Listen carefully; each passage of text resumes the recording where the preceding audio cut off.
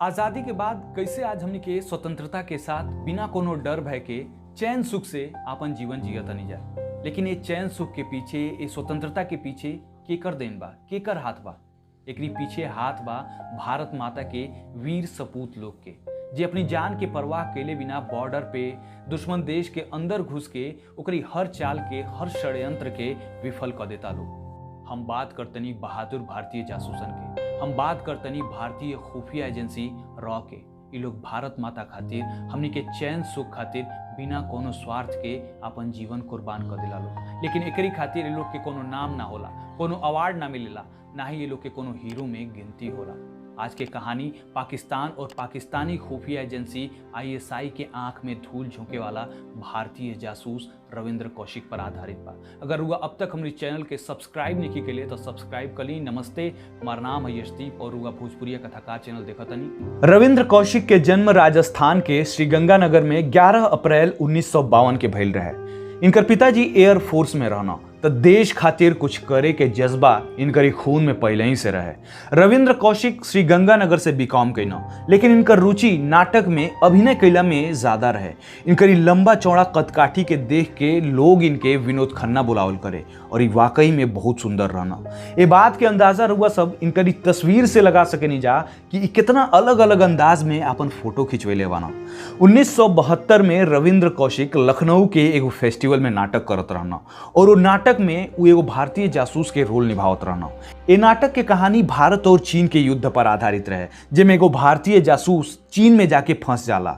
अब चीनी सेना द्वारा वो भारतीय जासूस के बहुत प्रताड़ित कइल जाला, ओकरे ऊपर भयानक जुल्म ढावल जाला। रविंद्र कौशिक वो भारतीय जासूस के रोल के इतना सच्चाई से निभैना कि दर्शकन के रुआ खड़ा हो गई। दर्शकन में बैठल कुछ खास लोग रविंद्र कौशिक से इतना प्रभावित भइल लोग कि नाटक खत्म भइला के बाद उनसे मिले आए लोग और उनके दिल्ली अपनी ऑफिस में बुलैलस लोग। रविंद्र कौशिक दिल्ली वो लोग के ऑफिस पहुंचना, वो ऑफिस भारतीय खुफिया विभाग रॉ के रहे, यानी research and analysis wing. Ravindra Kaushik के तो उस समय इहो ना पता रहे कि आखिर ई रॉ होला का। जब वो रॉ के अधिकारियों से मिलना तब उनके पता चलल कि रॉ देश के खिलाफ होखे वाला षड्यंत्र के नाकाम करेला और आतंकवादियों पर नजर रखेला। रॉ एगो गुप्तचर विभाग है जो दूसरे देश में अपन जासूस भेज के भारत के खिलाफ होत षड्यंत्र के पता लगावेला।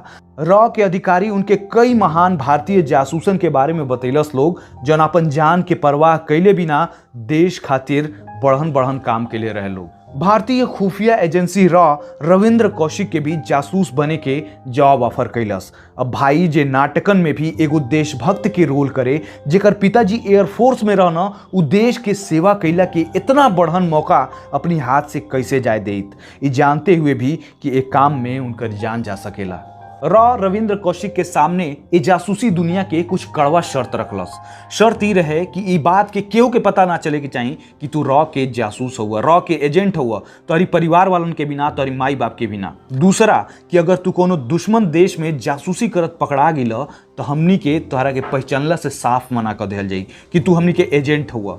यह जासूसी दुनिया के कायदा है। रॉ के अधिकारी भी रविंद्र कौशिक के एक्टिंग के टैलेंट से परिचित रहे लोग कि अगर ये आदमी भारत के जासूस बन जाई तो अपनी एक्टिंग के दम पर खतरनाक से खतरनाक मिशन के चुटकी में पूरा कर सकेला। रॉ हर हाल में रविंद्र कौशिक के अपन एजेंट बनावल चाहत रहे। रविंद्र कौशिक भी रॉ के सब शर्त के मान लेना और रॉ के हाँ बोल देना। अब एजा से शुरू भइल देश के एगो महान जासूस और सच्चा देशभक्त के कहानी। जासूस बने खातिर एक्टिंग के अलावा भी बहुत कुछ सीखे के पड़ेला, जैसे कि हथियार चलावल, बिना हथियार के अपन आत्मरक्षा कईल। यही लिए रविंद्र कौशिक के पठानकोट और अमृतसर में ट्रेनिंग खातिर भी भेजल गई। दिल्ली में उनके 2 साल तक हर जरूरी चीज के ट्रेनिंग देहल गई। एकरी अलावा रविंद्र कौशिक के उर्दू और अरबी भाषा सिखावल गई, इस्लाम के धार्मिक ग्रंथ सिखावल पढ़ावल गई, मुस्लिम रहन सहन और रीति रिवाज सिखावल गई। रविंद्र कौशिक के हर वो चीज सिखावल पढ़ावल गई जो उनके पाकिस्तान में घुले मिले में मदद कर सके और उ केहू के पहचान में ना आ पावस। जब वो पूरा तरह से ट्रेनिंग ले लेना तैयार हो गई ना, तब रॉ उनके चेक करे खातिर उनका ट्रायल लेहलस। ट्रायल के तौर पर उनके कई देश में भेजल गई छोटा छोटा खुफिया मिशन पूरा करे खातिर, और रविंद्र कौशिक हर काम के बड़ी बहादुरी और सफाई से पूरा कईना। इनकरी काम से रॉ इतना प्रभावित भइल कि इनके पाकिस्तान भेजला के तैयारी में लग गई। 1965 और 1971 के हार से पाकिस्तान एकदम बौखला गेल रहे। वो हमेशा भारत के बर्बादी के सपना देखल करे और भारत चाहत रहे कि ओके पाकिस्तान के हर चाल के हर योजना के खबर मिल जाइल करे, जैसे भारत में शांति बरकरार रहे और हमनी जैसन आदमी सुख चैन से रह सके। रॉ पाकिस्तान में पहले ही से मौजूद अपनी आदमियन से भारतीय जासूसन से रविंद्र कौशिक के पाकिस्तानी आईडी बनवैलस। इनके नया नाम दिहल गई नबी अहमद शाकिर। रॉ इनके पाकिस्तान के निवासी बनावे खातिर सब जरूरी दस्तावेज तैयार करवैलस। इनकर पिछला 23 साल तक के बैकग्राउंड के कि पाकिस्तान में कहाँ रहत रहना, का करत रहना, इनकर माई बाप के रहे, परिवार कैसन रहे, मतलब हर बारीक से बारीक चीज के एगो पुख्ता कहानी गढ़ल गई, जैसे रविंद्र कौशिक पर कि वो रत्ती भर भी शक ना कर पावे कि वो भारतीय जासूस हवन। यहाँ तक कि रविंद्र कौशिक के खतना भी कइल गई। रविंद्र कौशिक पाकिस्तान जाए से पहले अपनी घर वालन से ई बतैना कि उनकर दुबई में नौकरी लाग गई बा और उनके दुबई जाए के पड़ी। साल 1975 में मात्र 23 साल की उम्र में रविंद्र कौशिक पाकिस्तान के कराची पहुंचना, एगो नया पहचान और नया नाम नबी अहमद शाकिर के साथ। कराची पहुंचते वो अपनी टैलेंट के दम पर कराची विश्वविद्यालय में दाखिला पा गईना और ओइजा से LLB के पढ़ाई पूरा कईना। एक दिन नबी अहमद शाकिर या रविंद्र कौशिक कहली अखबार पढ़त रहना, तबे अखबार में छपल एगो विज्ञापन पर उनकर नजर पड़ल। वो विज्ञापन पाकिस्तानी सेना में जवानन के भर्ती के रहे। रविंद्र कौशिक खातिर ई बहुत बड़हन मौका रहे पाकिस्तानी सेना में सेंध लगेला के।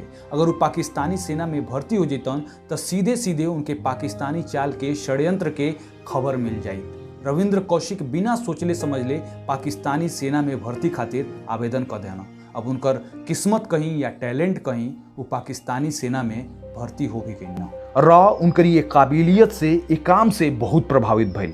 रविंद्र कौशिक यही जाले ना रुकना, जल्दी वो पाकिस्तानी सेना में प्रमोशन पाके मेजर के पद पर बैठ गई ना। वो खुद के एगो पाकिस्तानी साबित करे खातिर एगो और पुख्ता काम कई ना। उस सेना के ही एगो दर्जी के बेटी जिनकर नाम अमानत रहे उनसे शादी कर लेना। ऐसा ना रहे कि रविंद्र कौशिक अमानत से शादी खाली अपन काम निकाले खातिर कैले रहना। अमानत से वो बहुत प्रेम भी करस, पर देशभक्ति के वो सबसे ऊपर रखस।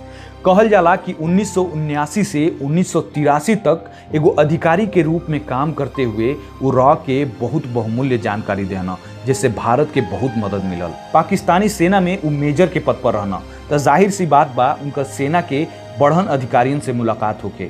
अधिकतर खुफिया मीटिंग के उनके जानकारी रहल करे और इस सब जानकारी वो बड़ी सावधानी से भारत के ट्रांसफर कर दें। इससे भारत के पाकिस्तान के हर खतरनाक कदम के पता चल जा। पाकिस्तान भी हैरान रह जा कि आखिर भारत उसे 2 कदम आगे कैसे रहता। उस समय पाकिस्तान के जासूसी एजेंसी ISI अपनी सेना के अधिकारियों पर हर समय नजर रखे, वो लोग के जासूसी करवावे।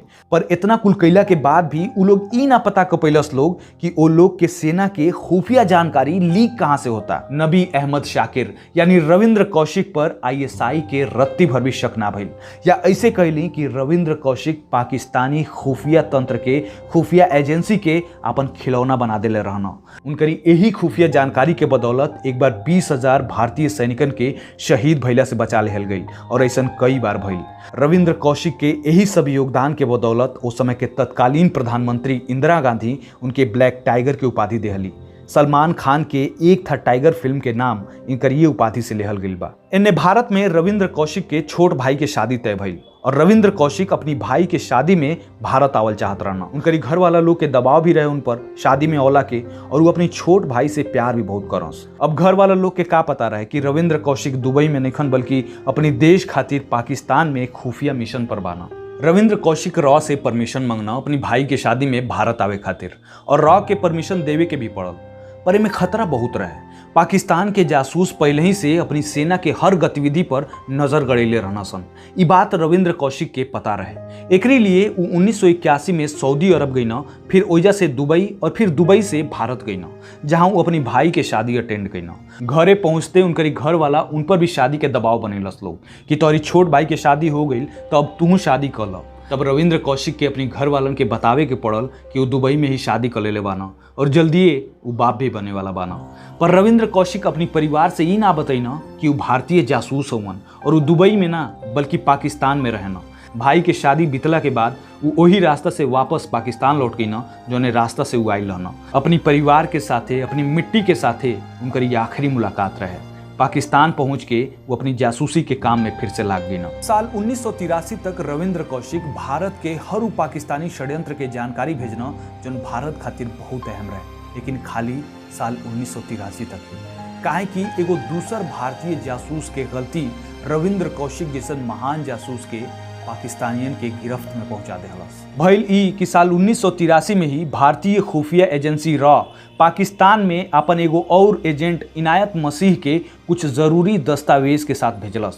ई जरूरी दस्तावेज कराची में रविंद्र कौशिक तक पहुंचावे के रहे, पर इनायत मसीह के बॉर्डर पर ही पाकिस्तानी सेना पकड़ लेहलस। पाकिस्तानी सेना इनायत मसीह के इतना टॉर्चर कैलस कि वो जल्दी टूट गई ना। और ये बता देना कि वो भारतीय जासूस रविंद्र कौशिक से मिले जात रहना ह, उनके कुछ दस्तावेज उन तक पहुंचावे के रहल। और सबसे जरूरी बात जो बताई ना, वो सुन के पाकिस्तानी खुफिया विभाग के होश उड़ गई।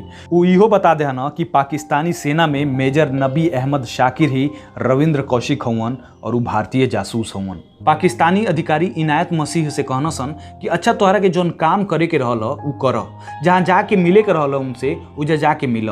पाकिस्तानी आर्मी तो चाहत रहे कि वो नबी अहमद शाकिर यानी रविंद्र कौशिक के रंगे हाथ पकड़ ले। इनायत मसीह सुबह के 7:30 बजे कराची के जिन्ना पार्क में रविंद्र कौशिक से मिलना, और जैसे ही वो रविंद्र कौशिक के वो दस्तावेज देते रहना, जिन्ना गार्डन में छुपल पाकिस्तानी आर्मी उनके पकड़ लेहलस। रउआ सोची कि पाकिस्तानी सेना भारतीय जासूस रविंद्र कौशिक के पकड़ला के बाद उनकरी साथे का जुल्म कैले हुई।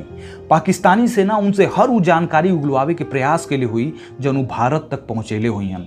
इहो जाने के कोशिश कैले हुई कि पाकिस्तान में उनकर के मदद कैलस, कैसे उनके पाकिस्तानी आईडी मिल गई।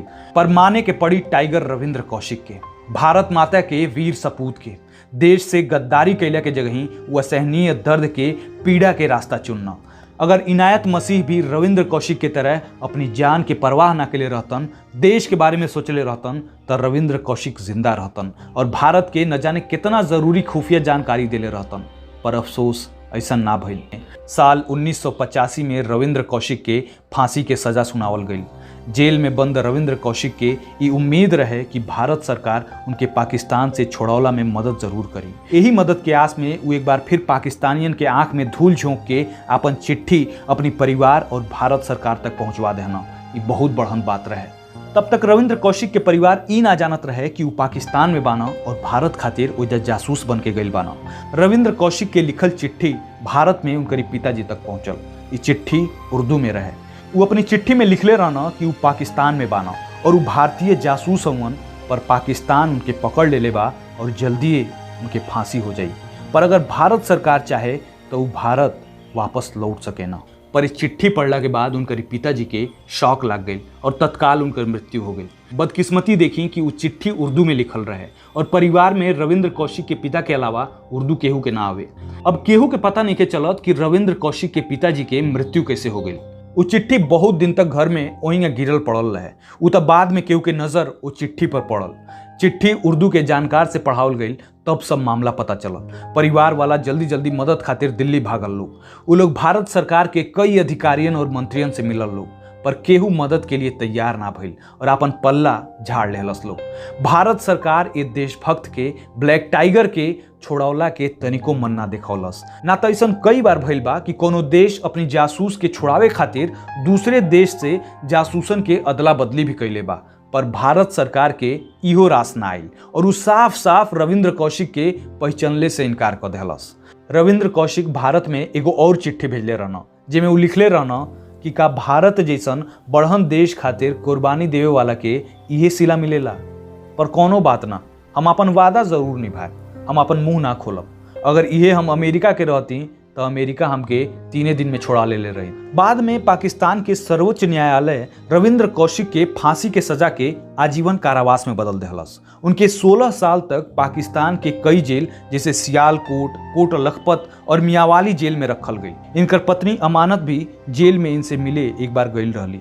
अमानत और उनकरी बेटा पर भी पाकिस्तानी आर्मी बहुत जुल्म कैलस। जेल में इनका स्वास्थ्य दिन प्रतिदिन बिगड़त गई, जैसे ही बीमार और कमजोर होत गई ना। इनके टीबी हो गई, फिर इनके दिल के बीमारी पकड़ लेहलस और यही बीमारियन के चलते सितंबर 2001 में मुल्तान जेल में इनकर मृत्यु हो गई। और मृत्यु भइला के बाद मुल्तान जेल के पीछे ही इनकर शव के दफना देहल गई। ये बड़ी दुख के बात बा कि ये महान देशभक्त के जो अपनी देश के माटी खातिर खुद के कुर्बान कर देना, अंत में उन्हीं के अपन माटी ना नसीब भई। अगर हुआ कि वीडियो अच्छा लागल है तो वीडियो के लाइक करी, चैनल के सब्सक्राइब करी और वीडियो के शेयर करी, लोग के बताएं कि भोजपुरी में कुछ अच्छा होता, कुछ बेहतर बनाता। नमस्ते।